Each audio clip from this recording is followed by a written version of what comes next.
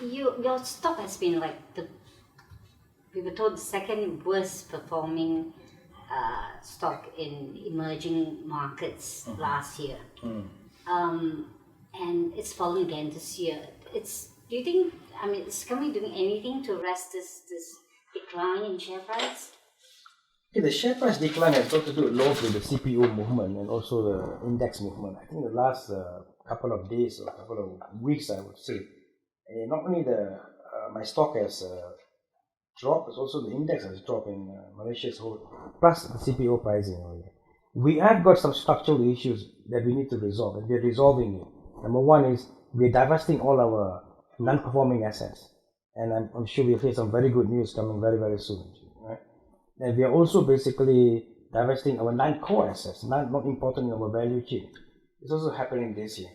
When this is being addressed, and it will be happening this year, right, I'm sure that our stock market, our stock price will definitely slowly creep up again, because we will have less issues to worry about internally.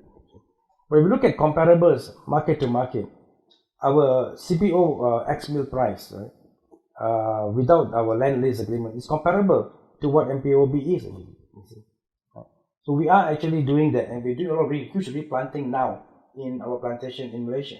And this yield you will not see that until about 2018. So when it comes to the next couple of years, you will see the whole our market changes again. Just talking about the replanting that you mentioned, you don't expect to see it until the yields coming to maturity. We started replanting aggressively since our listing, 15,000 hectares per annum. So it's now about 45 to 60,000 being replanted. You won't see much of this yield coming in the 6 to 7 years, right? So 17 to 18. Remember, 15,000 hectares of land that you replant costs about 250 to 118 million ringgit over there alone. It means you're dumping physical capex inside there. Plus, you're losing 15,000 hectares of yield. Can you imagine this? So, can you imagine how the whole process works? So, when you come to the next couple of years, definitely, when yield comes in, production comes in, even the CPO price at today's particular value, you're going to make money. What's the current yield right now? Our mature plantation, right, if we go to Pontian and so on, we're getting about 24-25 metric ton. Yield back ton. Yes. And with the OER coming, we can easily get 4.5 metric ton CPO per hectare. So we are there in our mature plantation. But yes, our old plantation, 25, 22 years old, we hardly get 11, even 12, right? So that's where we are definitely suffering. So we're replanting them. When you replant them, you lose the 11 metric ton automatically. Gone, right? Plus the cost of capex inside there. The question is, why do we do it, or when do we do it? So we took a stand during our listing process to say to investors, we will bite the bullet. We will replant. Either you do it 2 years ago, or you do it next 2 years ago, you still have the same problem. So we took it. Which are the areas that were the most replanting has been done, where the older plantations are? Yeah, older plantations. There are most of them are in as Semenanjung here, and some also are in our Sahabat in Sabah. In plantation, the biggest pain you will have is replanting. Not only you spend money, you lose the yield, you lose your income. And not many plantation companies will want to do it. They rather use the land for something else. If they can get quick return, they will do development. What's the reason why you're trying to reduce the contribution or earnings contribution from the plantation sector from 70 to 60? I think.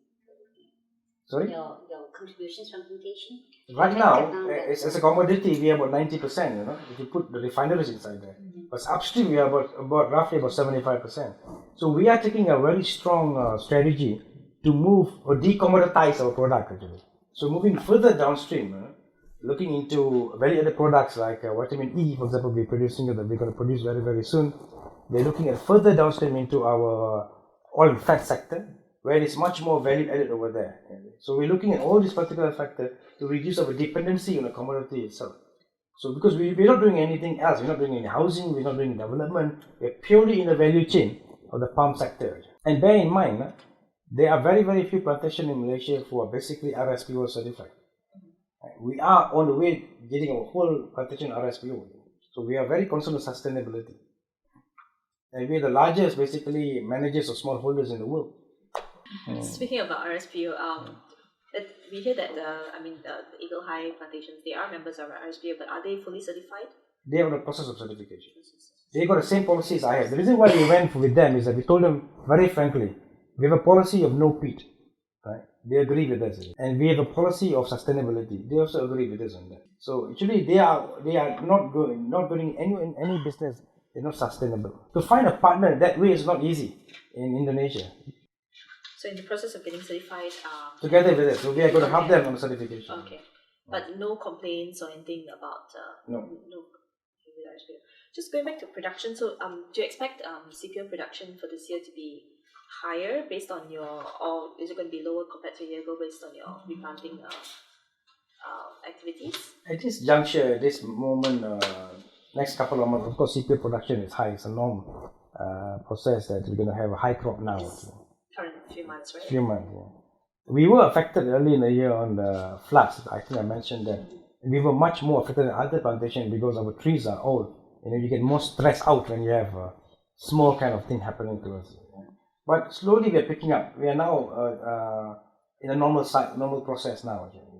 So the old trees are getting 9-11 hectares, right? Our mature trees are getting about 24-25. Our young trees are giving us about 3 to 4 hectares of FRB. 3-4 metric tons, sorry. Do you have a target for this year's FFB production and CPO production? We always are trying to beat the average in the market. So we always know that we are at least above NBPOL average usually. Okay. And our OER roughly it's about, in fact we improved, now it's 21.5 comparable to 20. So we've improved our OER already. But maybe target for how many metric tons of CPO production this year? See, I can't give you an overall because we got a very weird profile of our plantation. If you look at our profile today, it's not the optimum profile you want to have. It's about 50-55% of my profile today is about old and very old. 15% of my profile is young and very young because we're just doing the planting process. So it takes a bit of years. I think by 2018, 2019, 2020, I will have the best plantation in Malaysia.